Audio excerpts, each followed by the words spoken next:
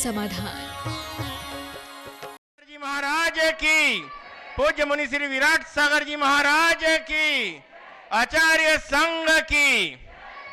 बंधुओं, आज हम चर्चा करेंगे युग पुरुष आचार्य श्रेष्ठ संत शिरोमणि श्री विद्यासागर जी महामुनिराज के सुयोग्य शिष्य प्रखर वक्ता परम पूज्य मुनि श्री प्रमाण सागर जी महाराज की वाग्मितिता के और उनकी अजस्र वाणी की। पूज्य श्री की वाणी मानवीय मूल्यों की सार्थ वाहिनी और पुरातन की अधानुतन व्याख्या की अप्रतिम दीप सीखा है। मुनि श्री अपनी ओजस्वी वाणी और माधुर्य चिंतित शैली में चार चार बिंदुओं का आश्रय लेकर विविध विषयों, समसामयिक प्रसंगों और मानव जीवन के प्रगति पथ का युगानुकूल विवेचन करने में सिद्ध हस्त हैं। विगत कुछ समय से मुनि श्री चार बातों के माध्यम से मानव मात्र को अपने उपदेशामृत का पान करा रहे हैं। भौतिकता और उपभोक्तावादी संस्कृति एवं जीवन शैली को ही जीवन का सार, सर्वस्व और साफल्य मानने वाला आज का मानव जीवन के यथार्थ और आनंद के आस्वादन से अनभिज्ञ है। मन में पलने वाली महत्वाकांक्षाओं और महत्ताओं की भावनाओं ने उसे इस तरह जकड़ लिया है कि वह जीवन के उद्देश्य, स्वरूप और लक्ष्य को ही भूलकर आशाओं के अनंत आकाश में भटक रहा है। यद्यपि उसके जीवन को सुखी बनाने वाले सभी साधन और अनुकूल सामग्री उपलब्ध हैं, फिर भी वह दुखी है क्योंकि उसे वास्तव में जीवन का आनंद लेना ही नहीं आता। वह अपने सद्भावों से उतना सुखी नहीं है जितना कि अभावों से दुखी है।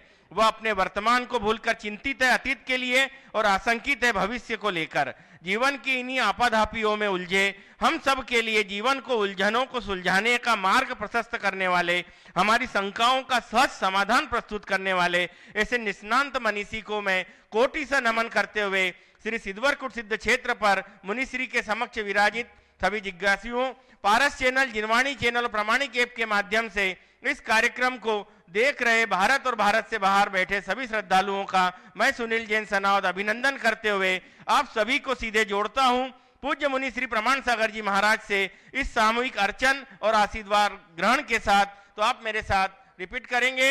हे गुरुदेव, नमोस्तु नमोस्तु नमोस्तु।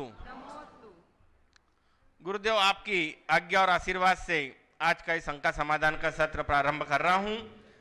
आज हम प्रत्यक्ष प्रश्नों से हमारी श्रृंखला प्रारंभ करेंगे। सर्वप्रथम मैं आमंत्रित कर रहा हूं श्रीमती प्रवीणा जी पहाड़िया, बड़वानी, अध्यक्ष निमाड़ महिला मंडल, वो अपनी शंका का समाधान लें और उसके बाद तैयार रहें श्रीमान शिखर चंद जी जैन धामनोद। हे गुरुवर, नमोस्तु नमोस्तु नमोस्तु। गुरुवर, मेरा और मेरे परिवार की ओर से आपको त्रिकाल नमोस्तु नमोस्तु नमोस्तु एवं समस्त निमाड़ महिला मंडल के सदस्य जो कि मेरे साथ आज सभी गांव से आए हैं, उन सभी की ओर से आपको नमोस्तु नमोस्तु एवं बड़वानी दिगंबर जैन समाज की ओर से आपको त्रिकाल नमोस्तु नमोस्तु नमोस्तु। गुरुदेव, साधु नहीं ये चलते फिरते तीर्थ समान है, साधु नहीं ये चलते फिरते तीर्थ समान है, ऐसे गुरु विद्यासागर जी को शत शत प्रणाम है। सवाल करो। गुरु प्रणाम, सागर जी को शत शत प्रणाम है। गुरुवर, हम शंका का समाधान तो 52 गजा सिद्ध क्षेत्र में ही आपके मुखारबिंदु से करेंगे। हमारा कोई शंका नहीं है। हम तो मात्र पूरा निमाड़ महिला मंडल आपको यहाँ से सिद्धवरकुट से मंगलमय चतुर्मास आपका 52 गजा सिद्ध क्षेत्र पे हो, हम तो आपको लेने के लिए और आह्वान करने के लिए आए हैं।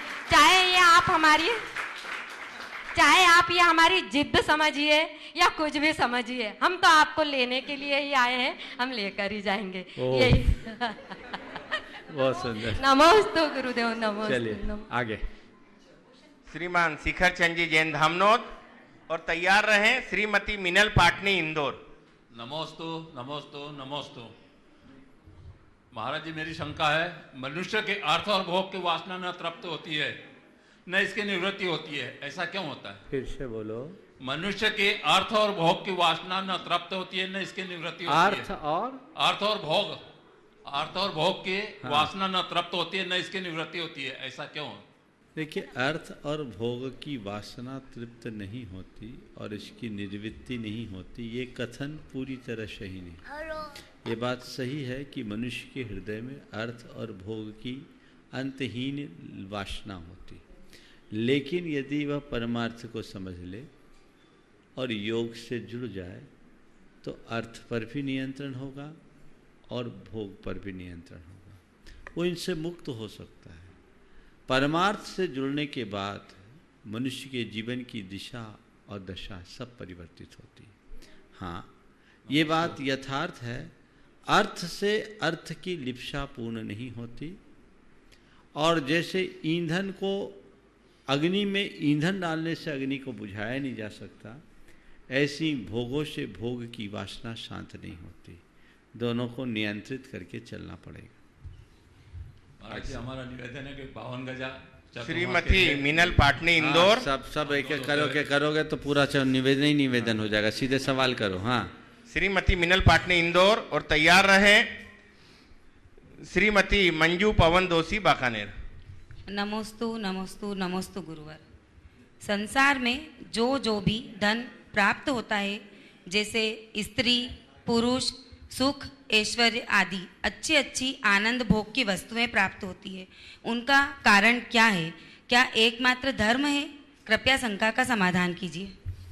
देखिए, भोग की सामग्री की उपलब्धि का कारण धर्म नहीं, पुण्य। क्या बोला? पुण्य। पुण्येन होय बेहो, पुण्य से वैभव की प्राप्ति होती है। यदि धर्म से प्राप्ति हो तो जो जितना धर्मी हो उनके पास उतने ऐश्वर्य के साधन होने चाहिए, पर ऐसा नहीं। बहुत सारे ऐसे धर्मी आपको मिलेंगे जिनके पास कुछ भी नहीं, और बहुत सारे ऐसे भोगी मिलेंगे जिनके पास अंबार लगे। वे अधर्मी हैं फिर भी उनके साथ अंबार है। तो ये चीज़ें दोनों जुड़ी रहती है। पुण्य अलग चीज़ है, धर्म अलग चीज़ है। हाँ, ये बात सही है कि पुण्य भी किसी न किसी रूप से हमारे सत्कर्म के परिणाम स्वरूप आता है। वो हमारे अतीत के धर्माचरण का परिणाम के रूप में देखा जा सकता है, लेकिन प्रत्यक्ष रूप से देखा जाए तो भोग धर्म से नहीं बल्कि भोग पुण्य से मिलता है। धर्म का यथार्थ स्वरूप समझो तो भोगों को भोगना धर्म नहीं है, भोगों को त्यागना धर्म। नमोस्तु गुरु। श्रीमती मंजू पवन जी दोषी बाकानेर। और तैयार रहे अभिषेक गंगवाल सिंघाना। महाराज जी के चरणों में सतत नमन। वादीराज कवि के बारे में बताया है कि वे सभा में अकलंक थे, प्रतिपादन करने में धर्म कीर्ति थे, बोलने में बृहस्पति थे और न्याय शास्त्र में अक्षपात थे। तो इनका क्या अर्थ है महाराज जी, समझाइए।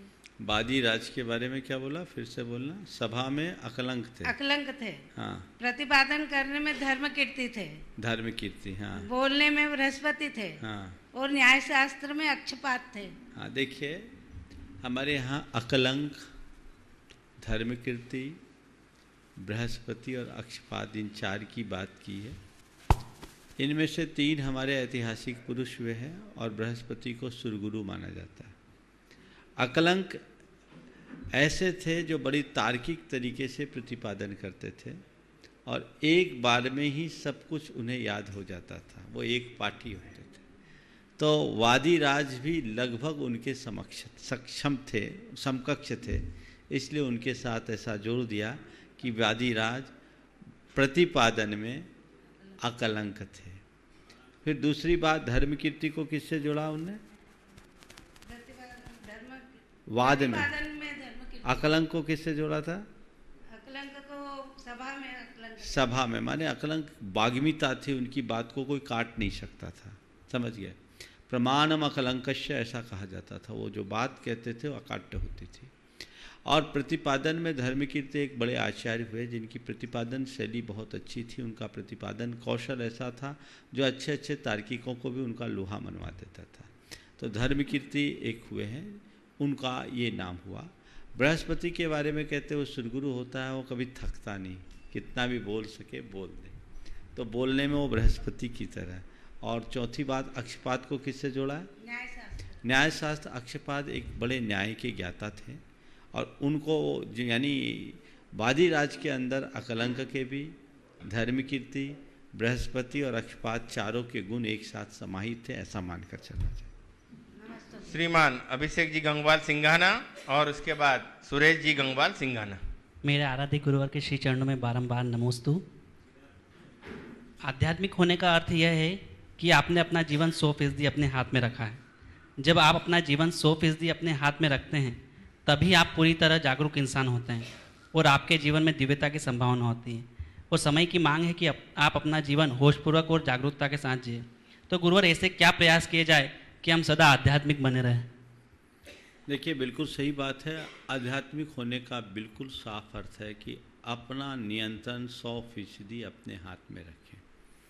आपने पूछा है जीवन पर्यंत हम आध्यात्मिक बनने के लिए क्या करें, तो अपने आप पर नियंत्रण लाने की क्षमता विकसित करें।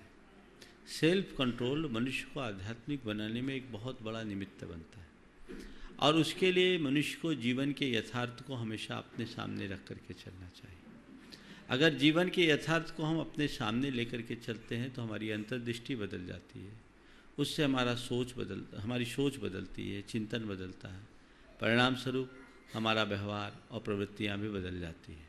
हम अपने आप पर नियंत्रण लाने में सक्षम हो जाते हैं।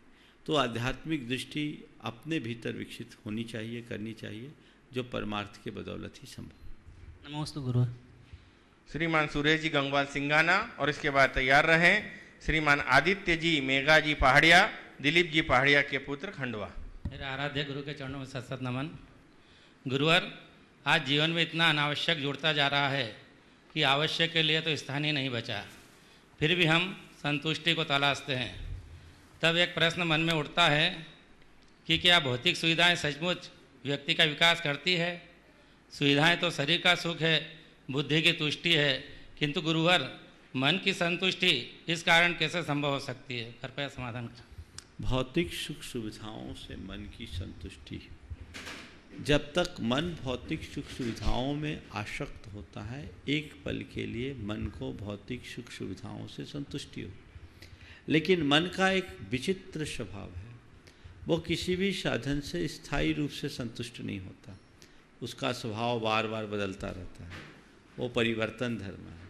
एक बार जो हमें अच्छी लगती है, बाद में उसी के प्रति उकताहट होने लगती है, वो हमारी अतृप्ति और आतुरता का कारण बन जाता है। इस सत्य को जो जानने वाले होते हैं वो भौतिक सुविधाओं को एक साधन के रूप में स्वीकारते हैं, साध्य के रूप में नहीं।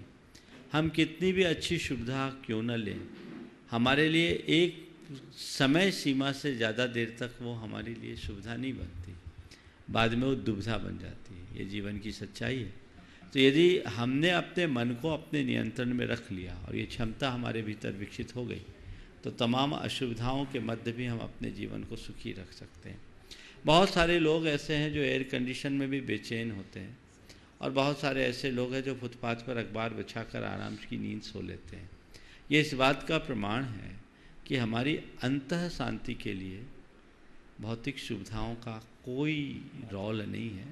चीज़ों को अगर मन ने स्वीकार लिया तो सब प्रकार की प्रतिकूलता में भी प्रसन्नता है, और यदि हमारा मन संस्कारित नहीं है तो सब प्रकार की अनुकूलता में भी आकुलता है। नमस्ते गुरु। श्रीमान आदित्य जी मेघा जी पहाड़िया, दिलीप जी पहाड़िया परिवार खंडवा, इन्होंने अभी अभी गृहस्थाश्रम में प्रवेश किया है और ये गुरुदेव का आशीष और अपनी शंका प्रस्तुत कर रहे हैं। इसके बाद तैयार रहें श्रीमान आईसी जैन साहब मंडलेश्वर। हे गुरुवर, नमोस्तु नमोस्तु नमोस्तु। मेरा प्रश्न यह है कि अगर शादी के बाद जीवन की शुरुआत मानी जाती है तो पहले जीवन को क्या कहेंगे, एवं गुरुदेव हम सदगृहस्थ बनने के लिए क्या प्रयास करें? देखिए, शादी के बाद जीवन की शुरुआत मानी जाने की जो बात है वो पूरी तरह सही नहीं। शादी के बाद जीवन की शुरुआत होती है, लेकिन वास्तविक जीवन की नहीं, ये गृहस्थ जीवन की शुरुआत। विवाह को जीवन की वास्तविक शुरुआत मानना भूल है। ये गृहस्थ जीवन की आपने एक शुरुआत की और आपने पूछा है कि विवाह के बाद हम अपने गृहस्थ जीवन को सार्थक बनाने के लिए क्या करें। बहुत अच्छा सवाल किया है। ये सवाल तो आपके श्रीमान को करना चाहिए था, क्योंकि जवाबदेही इनकी ज़्यादा है, गाड़ी इन्हीं के हिसाब से चलती है। लेकिन एक बात हर व्यक्ति को समझना चाहिए, तुम्हारे माध्यम से मैं उन तमाम युवक युवतियों को संदेश देना चाहता हूँ जिन्होंने गृहस्थ आश्रम में प्रवेश कर लिया है अथवा जो गृहस्थ आश्रम में प्रवेश करने की तैयारी में। हमें पहले विवाह के उद्देश्य को समझना चाहिए। विवाह आपने किया है, सवाल कर सकता हूँ? थोड़ा बताओ क्यों किया? माइक लेके बोलो। माइक में बोलो। बोलो बोलो बोलो। बोलो बोलो बोलो। विवाह तो किया ना, क्यों किया थोड़ा पूछो। जीवन की गृहस्थी को आगे बढ़ाने के लिए। शायद तुम्हारे पिताजी से पूछूंगा तो वो भी ना बता पाए। बोलो दिलीप, थोड़ा बोलो, तो ट्रायल हो जा। बोलो बोलो बोलो। माइक चालू कर लो यार। विवाह क्यों किया? मालूम नहीं। उनके दिलीप भैया कहना है कि उनके पापा ने कर दिया था उनको। देखिए, एक बहुत बड़ी विडंबना है। लोग जिंदगी जीते हैं, लेकिन जीते जीते उन्हें ये पता नहीं रहता कि हमारे जीने का मकसद क्या है। विवाह कोई रस्म नहीं है। विवाह हमारी समाज की एक बड़ी मांगलिक क्रिया है, एक ऐसी प्रक्रिया जो हमें हमारी नैतिकता और मर्यादाओं की सीमा में बांधकर स्वस्थ जीवन जीने का आधार बनती है। वो प्रक्रिया है विवाह। समझ गए? आपसे मैंने पूछा आपने विवाह क्यों किया? आपने कहा जीवन की संतति, गृहस्थी की संतति को बढ़ाने के लिए। नहीं, विवाह के 3 उद्देश्य हमारे शास्त्रों में बताए। सबसे पहला धर्म संपत्ति। क्या? धर्म संपत्ति। दूसरा उद्देश्य बताया प्रजा उत्पत्ति, और तीसरा उद्देश्य बताया रति। थोड़ा गहराई से समझना, इसमें हमारी संस्कृति का पूरा दर्शन प्रकट होता है। सबसे पहला धर्म संपत्ति। प्राय लोग कहते हैं इसने तो शादी कर ली तो गया धर्म से, और ज़्यादातर शादी करने वालों का धर्म ध्यान छूट जाता है। क्यों? ये गलत है। विवाह करके धर्म की संपत्ति होनी चाहिए, यानी विशेष रूप से धर्म का पालन होना चाहिए। सबसे पहला धर्म, जिस दिन से तुमने विवाह किया, 7 फेरे में संकल्प लिए तुम पति धर्म का पालन करो और तुम्हारी पत्नी पत्नी धर्म का पालन करे, तो धर्म संपत्ति की शुरुआत हो गई। हमारे यहाँ विवाह को धर्म विवाह की संज्ञा दी गई। पत्नी को धर्म पत्नी या सहधर्मिणी कहा जाता है। क्यों? क्योंकि इससे धर्म की प्राप्ति होती है, वो धर्म संपन्नता का आधार बनती है। उसी हिसाब से हमें धर्म को धारण करना चाहिए। गृहस्थ विवाह के उपरांत ही धर्म आचरण कर सकता है, उससे वह अपने धर्म पुरुषार्थ का पालन कर सकता है। धर्म, अर्थ और काम के मध्य नियंत्रित होकर के जीवन जीने की कला वो अपना सकता है। तो धर्म ध्यान विशेष रूप से करो। अपने धार्मिक क्रियाओं और कर्तव्यों का दृढ़ता से पालन करो। स्वदार संतोष व्रत का पालन करते हुए संसार की सर्व स्त्रियों और पुरुषों के प्रति पवित्र दृष्टि को प्रकट करके अपनी नैतिकता और मर्यादा की सीमा सुनिश्चित करना, ये भी तुम्हारा एक बड़ा धर्म है। तो विवाह किया है तो धर्म की शुरुआत होनी चाहिए। और अब अर्थ और काम पर धर्म का नियंत्रण होना चाहिए। यदि अर्थ और काम पर धर्म का नियंत्रण हो तो विवाह तुम्हारे लिए वरदान बनेगा। और धर्म, अर्थ, काम, इन तीनों पुरुषार्थों में समन्वय खो करके जियोगे तो ये विवाह तुम्हारे जीवन का अभिशाप भी बन सकता है। तो पहला उद्देश्य धर्म संपत्ति। फिर है प्रजा उत्पत्ति, संतति का विकास। उसके बिना गृहस्थ का जीवन शोभता नहीं और हमारी संस्कृति भी आगे नहीं बढ़ती, तो उसको दूसरे नंबर पर रखा। और रति तीसरे नंबर पर। वो हमारा लक्ष्य नहीं, वो साध्य नहीं, वो हमारी कमजोरी है जिसका निवारण करना है। उसके लिए और कोई रास्ता नहीं है। तो ये विवाह का मूलभूत उद्देश्य है। तो मैं ये कहूँगा, आज वैवाहिक बंधन में बंधने के बाद आशीर्वाद लेने के लिए यहाँ आए हो, अपने कर्तव्यों को समझो। मुझे धर्म, अर्थ और काम, इन तीनों पुरुषार्थों के मध्य सम्यक संतुलन बना करके जीवन जीना है। हम अपने व्यापार धंधे में भी ध्यान दें और मौज मस्ती पर भी ध्यान दें, पर अंकुश सब पर धर्म का हो। यदि ये जुड़ा रहे तो जीवन कृतार्थ होगा। श्रीमान ऐसी जैन साहब, मंडलेश्वर, ट्रस्टी बावन गजा, और तैयार रहें श्रीमती पूजा पारस जी छाबड़ा, देपालपुर। नमस्ते महाराज, नमस्ते। मेरे परिवार का और मंडलेश्वर समाज की ओर से बहुत बहुत नमस्ते। महाराज जी, मेरा प्रश्न है, समाज में स्वस्थता, शांति, विकास के चक्र को गतिमान रखने के लिए स्वच्छ पर्यावरण की क्या भूमिका है? यदि है तो इस चक्र को कैसे संतुलित किया जाए? कृपया मार्गदर्शन देने के लिए। देखिए, पर्यावरण की महत्ता को कोई नकार नहीं सकता। अगर पर्यावरण ठीक है तो हमारा तन स्वस्थ है, मन स्वस्थ है और समाज का वातावरण स्वस्थ है। पर्यावरण की जब हम बात करते हैं तो केवल बाहरी पर्यावरण तक ही अपने आप को सीमित न रखें। बाहरी पर्यावरण के साथ साथ हम भीतरी पर्यावरण को भी ध्यान में रखें। बाहरी प्रदूषण को हम बाहर के पर्यावरण को ठीक करके ठीक कर सकते हैं, पर भीतर के प्रदूषण को मिटाने के लिए हमें अपने भीतरी पर्यावरण सुधारना होगा। अगर व्यक्ति बाहर से और भीतर से स्वच्छ होता है और शुद्धता रखता है तो उस व्यक्ति के संपर्क में आने वाले हर व्यक्ति को शांति और प्रसन्नता की अनुभूति होती, और यदि ऐसा नहीं करता तो उसके जीवन की व्यवस्था को बिगाड़ देती है। इसलिए हमें पर्यावरण की इस उपयोगिता को समझते हुए उसका पूरा ध्यान रखना चाहिए। जहाँ तक बने पर्यावरण को ठीक बनाने की कोशिश करनी चाहिए, और कदाचित ऐसा न भी हो सके तो कम से कम पर्यावरण बिगाड़ने में निमित्त तो नहीं बनना चाहिए। नमस्ते। श्रीमती पूजा पारस जी छाबड़ा, देपालपुर, और तैयार रहें श्रीमान स्वप्निल जी गंगवाल, सिंघाना। गुरुदेव के चरणों में त्रिबार नमोस्तु नमोस्तु नमोस्तु।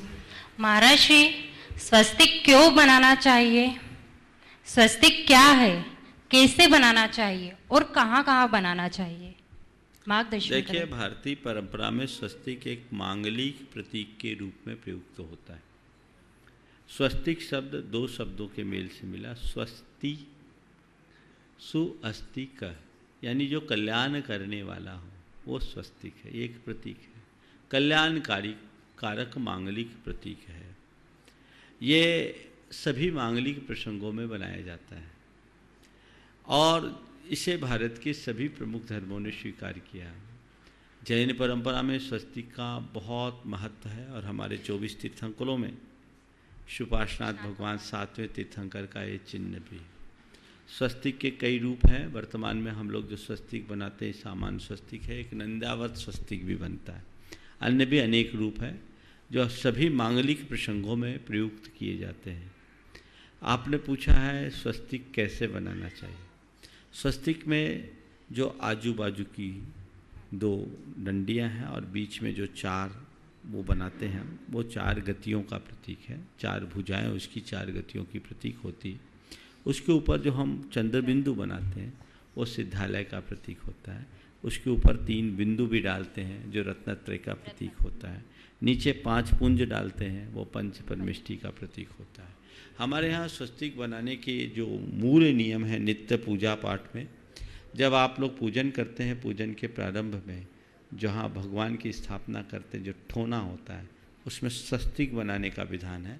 लोग उसमें ओम आदि बना देते हैं, नहीं, अन्य भी अनेक मांगलिक प्रसंगों में स्वस्तिक बनाना चाहिए। ऐसे एक सुझाव आप सबको देता हूँ, अपने घर के मुख्य दरवाजे पर अगर आपने स्वस्तिक बना दिया तो मान करके चलिए आपके घर के ऊपर कोई नकारात्मक प्रभाव नहीं पड़ेगा। ये प्रयोग कर सकते हैं। ये स्वस्तिक की परंपरा है। स्वस्तिक जर्मनी का राष्ट्रीय चिन्ह भी है। वहाँ के ध्वजा में स्वस्तिक है, उसे पीस क्रॉस के रूप में जाना जाता है। नमोस्तु महाराज जी। श्रीमान स्वप्निल जी गंगवाल, सिंघाना, और तैयार रहें श्रीमती नीता मुकेश जी बड़जात्या, कुक्षी। गुरुवर के चरणों में बारंबार नमोस्तु। गुरुवर, कहा जाता है व्यक्ति ठोकर खाकर ही ठाकुर बनता है, बिना ठोकर खाए क्यों नहीं बनता? दूसरों के कार्यों और परिणामों से वह क्यों नहीं सीख पाता? इतने धर्म, शास्त्र, उपदेश और प्रवचनों के चलते अपराध भाव बढ़ रहा है। तो गुरुवर, क्या जीवन में अच्छे कार्य की सिद्धि के लिए कोई बड़ा झटका लगना आवश्यक है? देखिए बात सही है, ठोकर खा करके ही ठाकुर बनता है। और आपने कहा कि दूसरों से मनुष्य क्यों नहीं सीखता, साथ में आपने कहा इतने धर्म प्रवचनों के बाद भी इतने अपराध क्यों हो रहे हैं। क्या हम इसके बिना झटका खाए अपने जीवन में परिवर्तन नहीं ला सकते?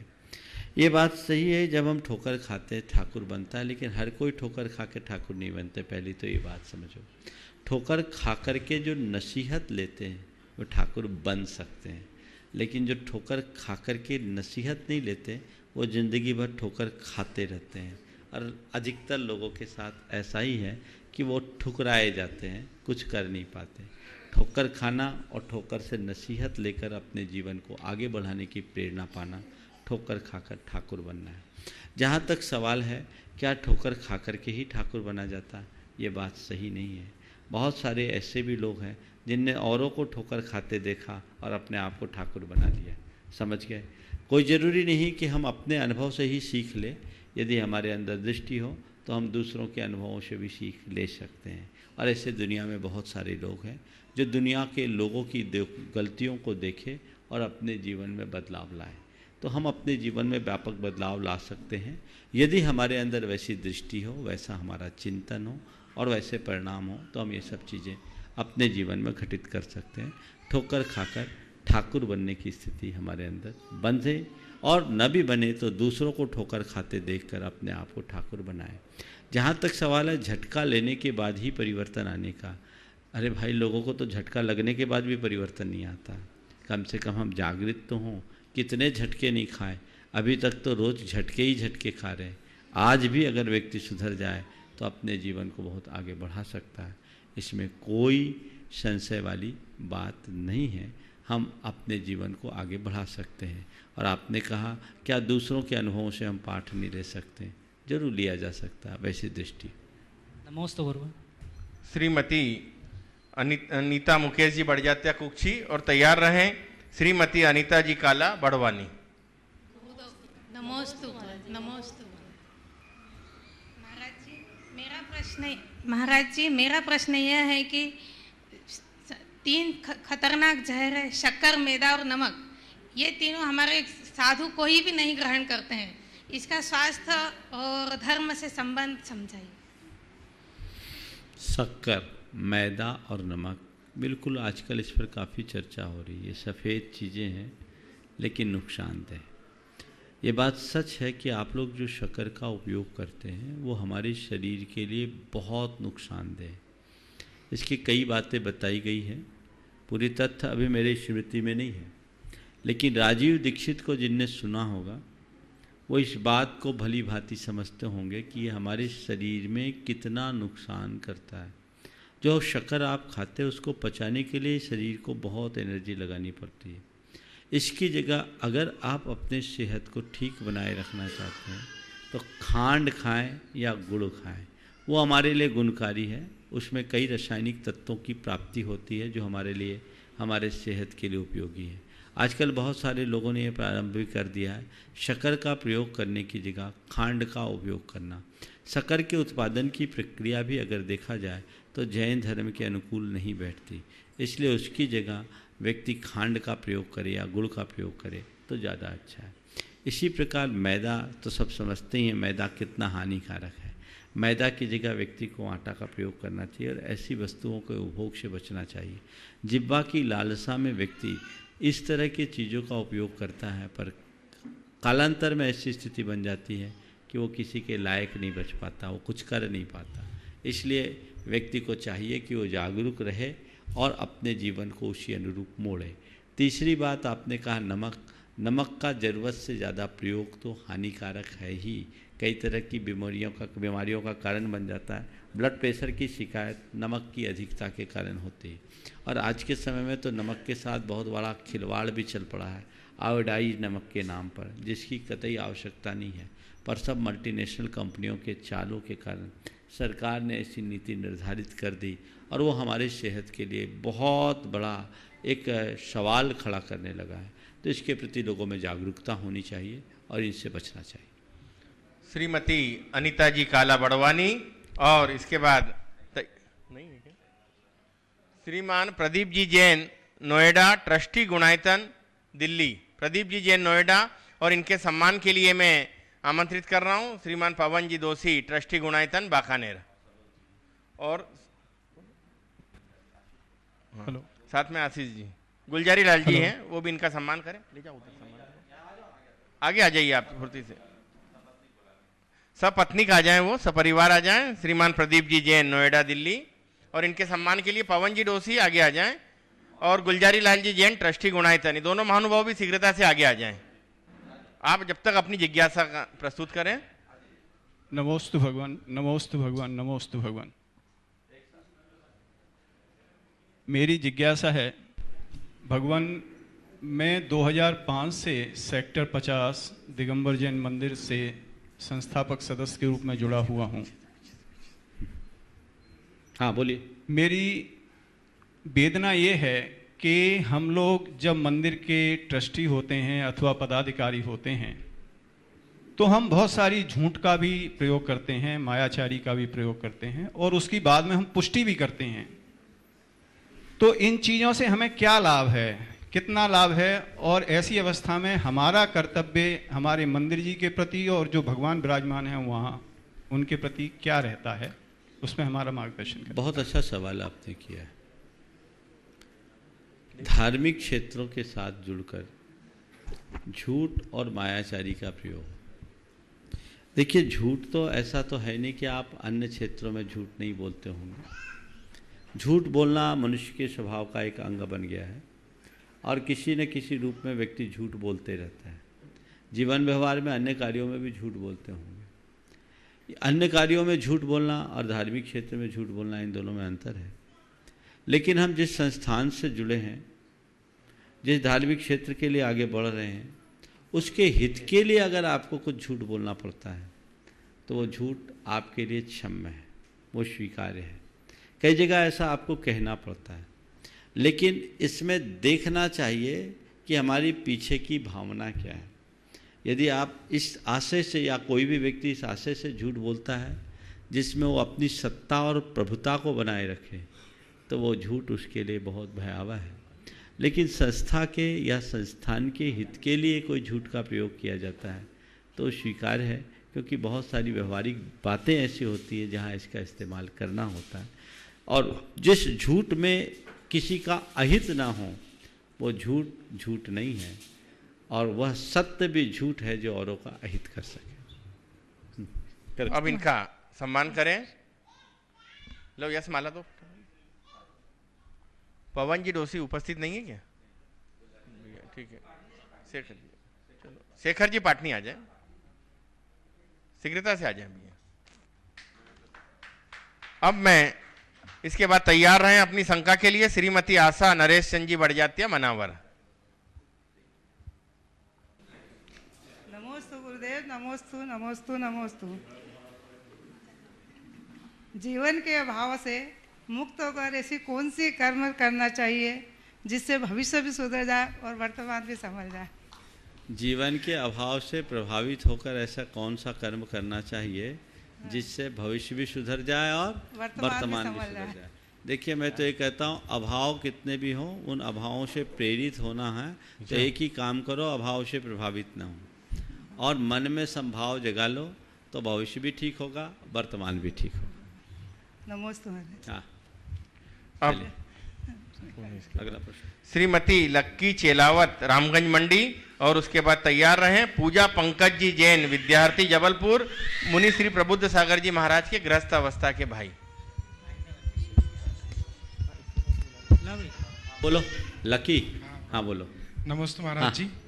महाराज जी, मेरा प्रश्न ये है कि आजकल जो धार्मिक जो तर्कों को व्यावहारिक तर्क देकर काटा जाता है, उसके लिए मैं 2-3 उदाहरण प्रस्तुत करता हूँ। जैसे कि महाराज जी बोला जाता है कि वहाँ के भगवान अत्यंत चमत्कारिक है, जबकि सभी भगवान अपने लिए वैसे ही पूजनीय है। दूसरा, जैसे अपने यहाँ पर घर के अंदर कीड़े जंतु, छोटे जानवर, छिपकली वगैरह होते हैं, अगर हम उनका अगर रोकथाम के लिए अगर उनको हानिकारक दवाई वगैरह न दें तो वो उनकी उत्पत्ति ज़्यादा होती है, पर हानिकारक दवाई देने के कारण उनको कहीं ना कहीं पीड़ा होती है।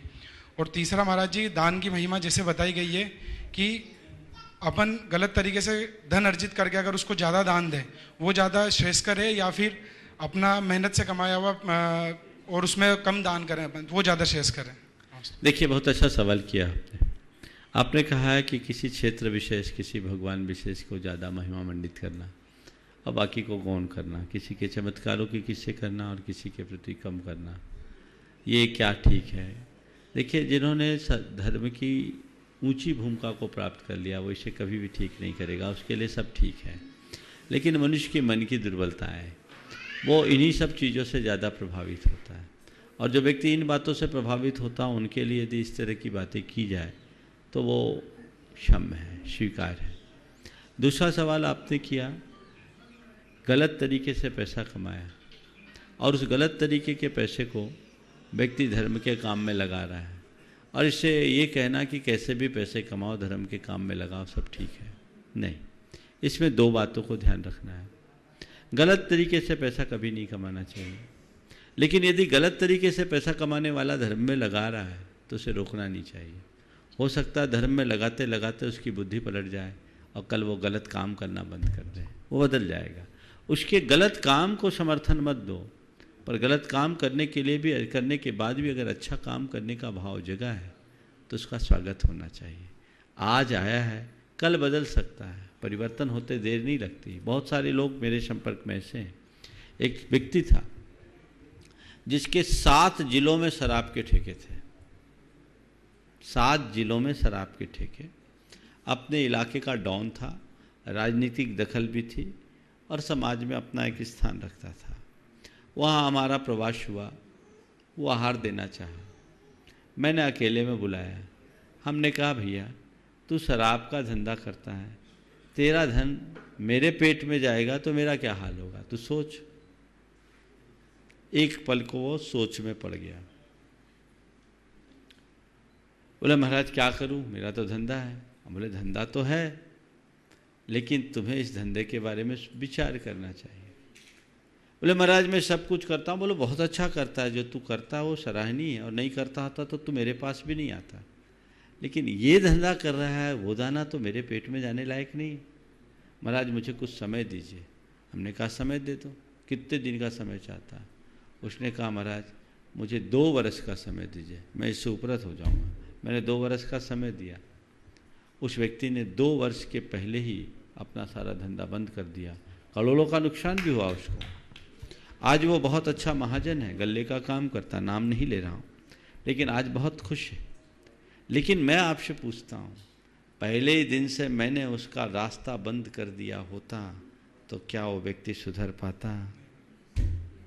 वो रोज आता था मेरे प्रवचन में, समाज में दान भी दिया, समाज में उसकी एक्सेप्टेंस भी थी। हमारे प्रवास के करीब 1.5 महीने बाद उसको आहार देने का भाव आया, तब तक वो जुड़ चुका था। जुड़ने के बाद यदि किसी को कोई रास्ता दिखाओ, स्वीकार लेता है, और बिना जुड़े अगर किसी को बात बोलो तो किनारा काट जाता है। तो हमें बहुत सकारात्मक होना चाहिए। तीसरी बात जो आपने कीड़े मकोड़ों की बात की, देखिए कीड़े मकोड़ों के होने के बाद आप अलग अलग प्रिवेंटिव का प्रयोग करना और उनके बाद उनको नष्ट करना, ये महान हिंसा है। कोशिश ये होनी चाहिए कि घर परिवार में ऐसी साफ सफाई आप रखें पहले से कि कीड़े मकोड़े उत्पन्न ही ना हो। यदि ऐसा आप करते हैं तो परिणाम बहुत अच्छे होते हैं। जो लोग ये सोचते हैं कि हम ऐसा कर रहे हैं, पहले से लगा रहे हैं ताकि उत्पन्न ना हो, पर उनसे तो मरते हैं। जैसे कई जगह लोग लक्ष्मण रेखा खींच देते हैं, लेकिन लक्ष्मण रेखा के बाद चींटियाँ मरती हैं, काकरोच भी मर जाते हैं। ऐसा काम नहीं करना चाहिए। आप घर में इस तरीके का प्रयोग करें कि वो उत्पन्न ही ना हो। जैसे आजकल गोनाइल चल पड़ा है, गोनाइल का आप प्रयोग करें तो कीट पतंग उत्पन्न ही नहीं होंगे। तो ये गृहस्थों का विवेक है कि किसमें कम से कम हिंसा हो। अगर आप इन सब चीज़ों का प्रयोग करें, गोनाइल की बात मैं आपसे कह रहा हूँ, गोनाइल यानी गोमूत्र से जो बनता है। अब आप सवाल करेंगे क्या इससे शुद्धि होगी? हमारे शास्त्रों में 8 प्रकार की शुद्धि में एक गोमय शुद्धि है। गोमय शुद्धि यानी गोबर से लेप लिपने के बाद जो शुद्धि है उसको बोलते हैं गोमय शुद्धि। हाँ, उस शुद्धि को स्वीकार किया गया है जब वो सूख जाए, गीले में नहीं, सूखे गोबर से लिपे आंगन में मुनि महाराज आहार ले सकते हैं। तो इसी प्रकार जैसे गोमय है वैसे गोनाइल है, आप उसका प्रयोग कर सकते हैं। उसमें जीव हिंसा बसती है। फिनाइल में तो कीड़े मरते हैं, घुनाइल से कीड़े उत्पन्न नहीं होते। ये जागरूकता लोगों के अंदर हो तो आप बहुत कुछ पापों से बच सकते हैं। नमस्ते महाराज। श्रीमान पंकज जी पूजा जी जैन जबलपुर, मुनि श्री प्रबुद्ध सागर जी महाराज के ग्रस्त अवस्था के परिजन। महाराज जी को कोटि सा नमस्तु। महाराज जी मेरी है बच्चों को समय और धन का सही उपयोग करना कैसे सिखाएं? बच्चों को धन और समय का सदुपयोग करना कैसे सिखाएं? बहुत अच्छा सवाल किया है। आप खुद धन का सदुपयोग करें, समय का सदुपयोग करें तो आपके बच्चे उन्हें देख करके अपने आप सीख लेंगे।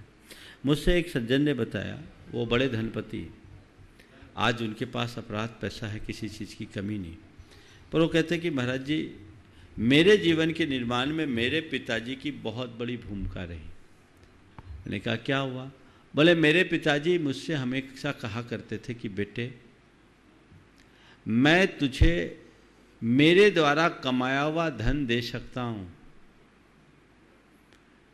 मैं तुम्हें मेरे द्वारा कमाया हुआ धन दे सकता हूँ, पर मेरे द्वारा जोड़ा हुआ पुण्य नहीं दे सकता, पुण्य तुझे खुद कमाना होगा। एक सीख उनने दिया, पिताजी की पहली सीख, कि मैं मेरे द्वारा कमाया हुआ धन तुझे दे सकता हूँ, दूंगा ये नहीं, दे सकता हूँ, लेकिन पुण्य नहीं दे सकता। दूसरी बात उनने कहा कि ध्यान रखना, पैसा हमने मेहनत से कमाया है तो पैसे का अपव्यय हमें नहीं करना चाहिए, पैसे का सदुपयोग करो, अपव्यय मत करो। और तीसरी बात उन्होंने कहा कि धन कमाने के बाद धन का उपयोग सीखो, उपभोग नहीं। ये बात मेरे पिताजी ने मुझे सिखाया महाराज, आज मैं उसको निभाता हूँ। और वो व्यक्ति करोड़पति व्यक्ति पर बेगानार में घूमते हैं, मर्सिडीज उपयोग नहीं करते, चाहे तो कर सकते हैं। बोले महाराज जब इससे मेरा काम चल रहा है तो मैं मर्सिडीज का प्रयोग क्यों करूं? सोच व्यक्ति की ऐसी होती है। तो अगर व्यक्ति ऐसी सोच जगा ले तो अपने आप चीज़ें आ जाती है।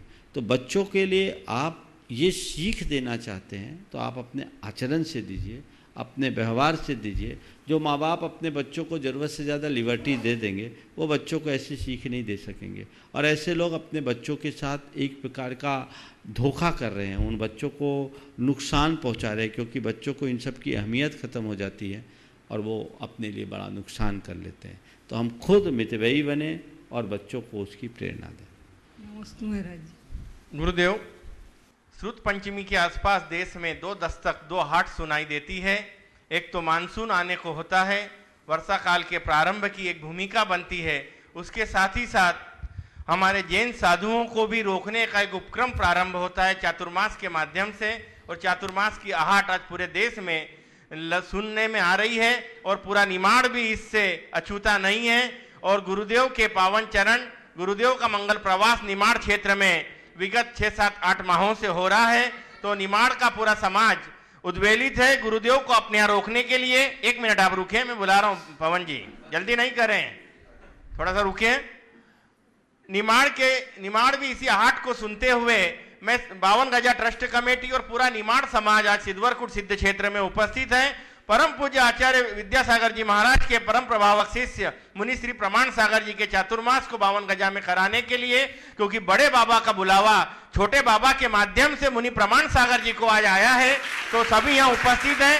मैं मर्यादा को ध्यान में रखते हुए सिर्फ 3 प्रतिनिधियों को यहाँ आमंत्रित करूंगा श्रीफल भेंट के लिए। बाकी सब अपने स्थान पे खड़े होकर हाथ का श्रीफल बनाकर निवेदन करेंगे।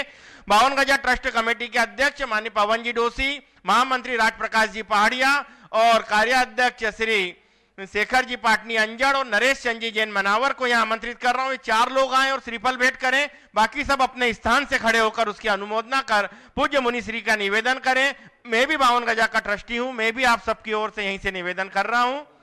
हे गुरुवार, आपका इस वर्ष का पावन वर्षायोग बड़े बाबा की उत्तंग प्रतिमा के समक्ष उसके सानिध्य में, उनके सानिध्य में 52 गजा सिद्ध क्षेत्र में, 52 गजा सिद्ध क्षेत्र में सानंद संपन्न हो, सानंद संपन्न हो। आपका जल्दी से जल्दी यहाँ से आपका जल्दी से विहार 52 गजा जी की ओर हो। 52 गजा की ओर ऐसी हम सब की मंगल भावना, ऐसी हमकी मंगल कामना है। मंगल कामना। गुरुदेव नमोस्तु, नमोस्तु, नमोस्तु। नमोस्तु।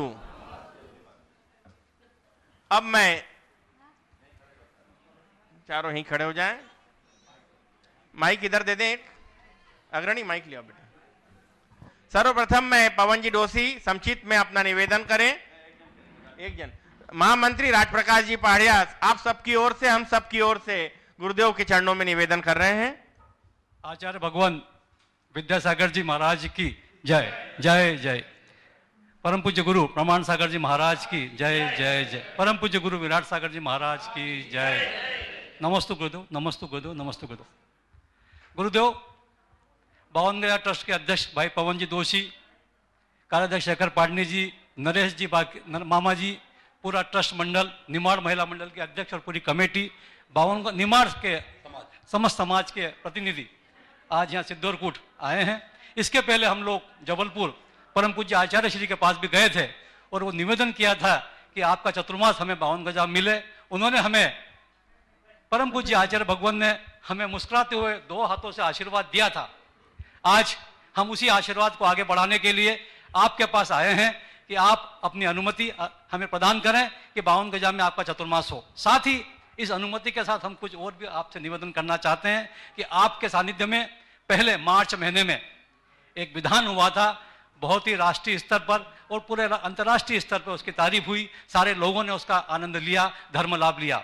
हमारी ऐसा निवेदन है कि जुलाई माह में और बाद में दिवाली के बाद कार्तिक माह में आप 2 विधान करने की ओर हमें अनुमति प्रदान करें ताकि हम उसकी व्यवस्था कर सकें। और मूर्ति का जो काम है उसको, जीर्णोद्धार के काम को भी आप आगे बढ़ाएं। इस काम के लिए हम सब आपके पास पधारे हैं। केवल चतुर्मास ही नहीं हो किंतु ये विधान हो, साथ में मूर्ति का काम भी हो। इस सब के निवेदन के लिए, आग्रह के लिए, और हम सिर्फ इतना विश्वास दिलाते हैं सब लोगों को कि ये ऐतिहासिक चतुर्मास होगा। पूरे विश्व में, पूरे देश में इस चतुर्मास की एक अलग ही छटा होगी। यही निवेदन के हम पधारे हैं। नमस्ते गुरुदेव। इसमें एक चीज मैं और जोड़ना चाहूंगा। 52 गजा सिद्ध क्षेत्र में एक इतिहास रचने का समय आ गया है। 3 अष्टानिकाएं हमारे जैन परंपरा में मानी गई है, आषाढ़ की, कार्तिक की और फागुन की।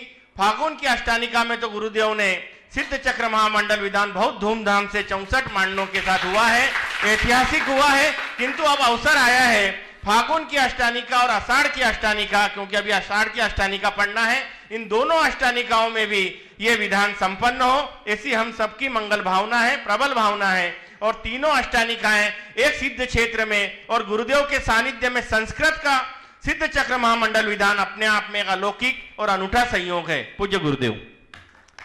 ओ देखिए, निमाड़ के लोग निश्चयतः भाग्यशाली।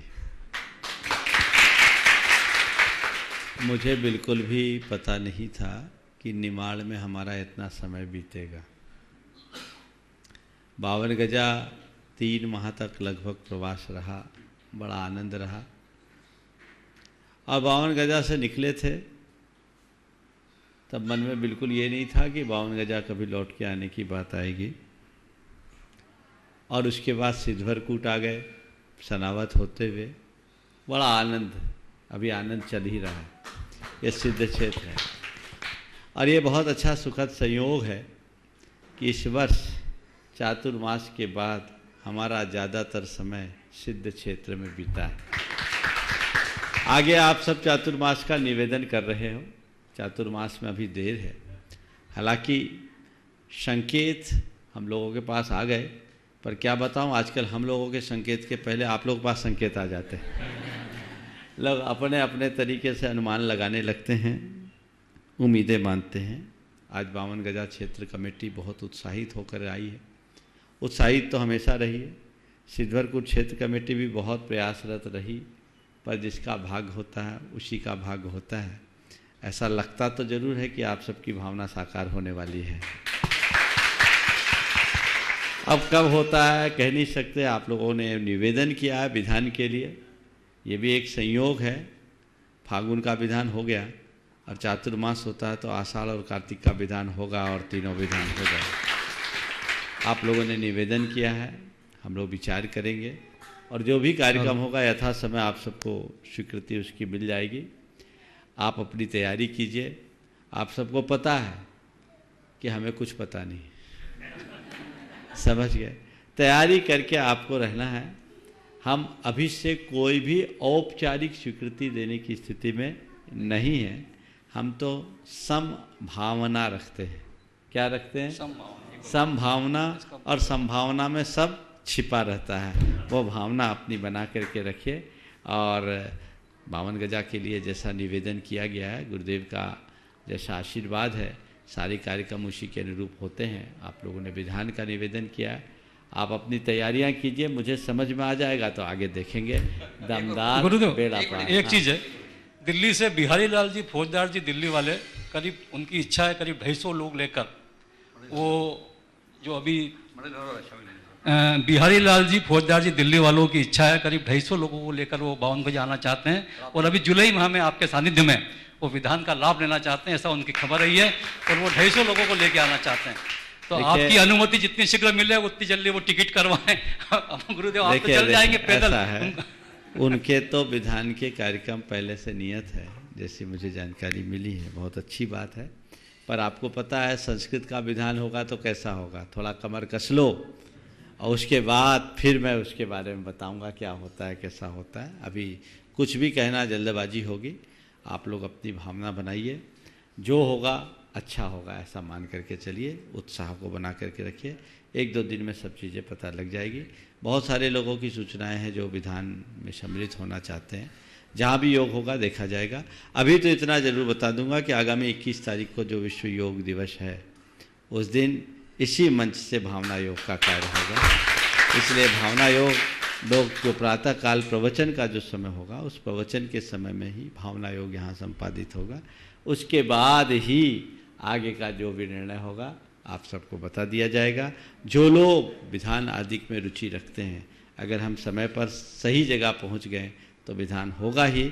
जो विधान में भागीदारी रखना चाहते हैं वो अपने नाम दे दे। और कमेटी भी अगर विधान कराना चाहती है तो पहले हमारे पास नामों के प्रस्ताव लेकर के आए, उसके बाद ही आगे का कुछ होगा।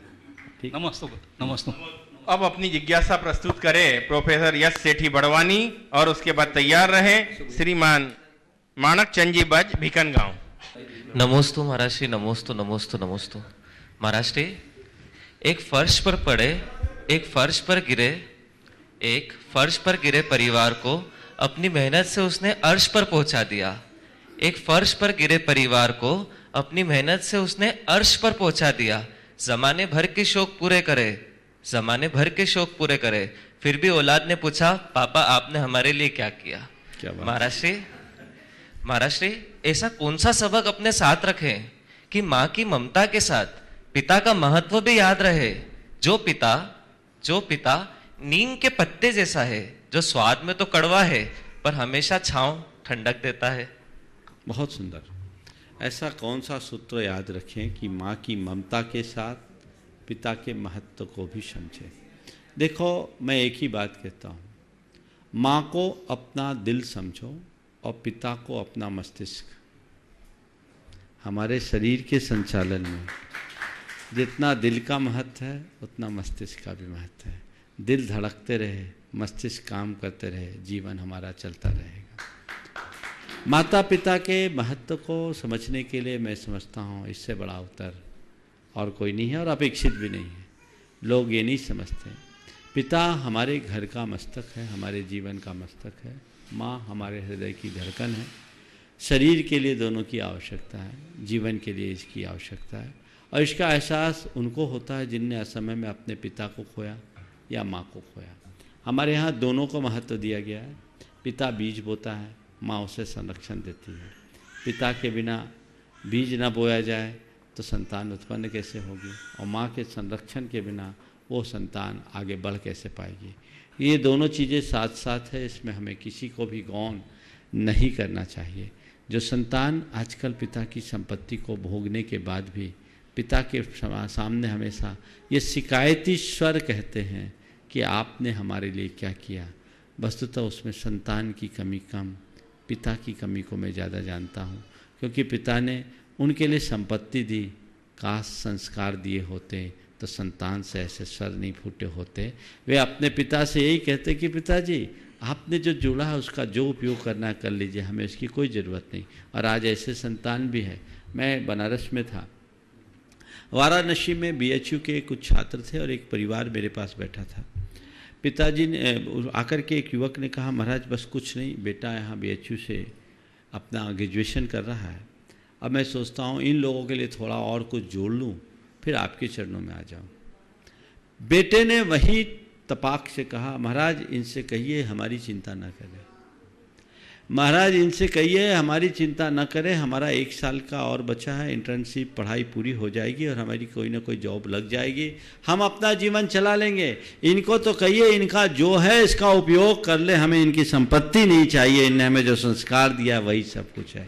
तो एक संतान वो है जो पिता से कहता आपका हमें कुछ नहीं चाहिए, और एक संतान वो है जो पिता के सामने शिकायत करते हैं कि आपने हमारे लिए क्या किया।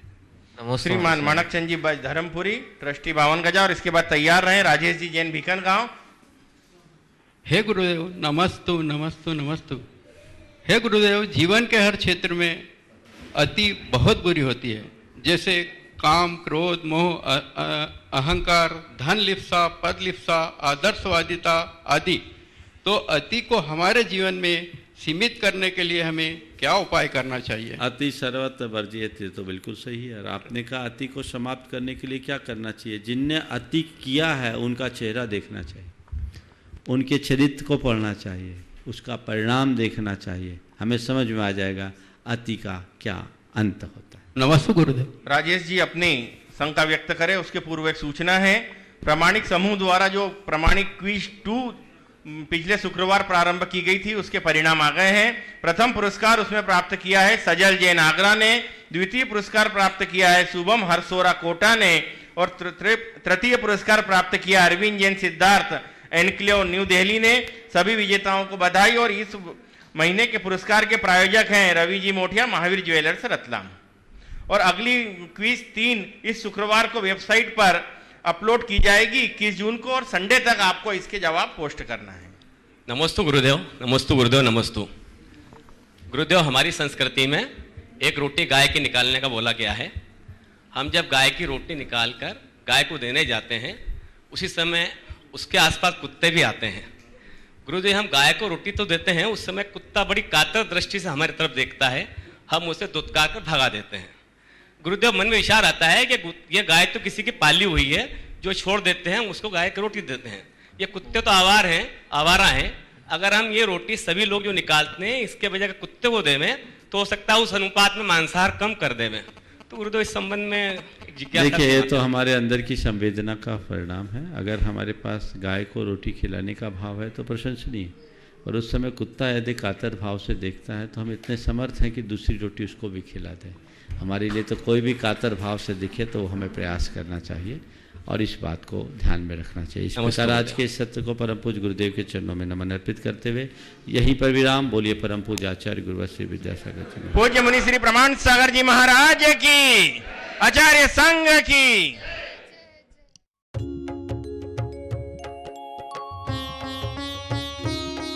शंका समाधान।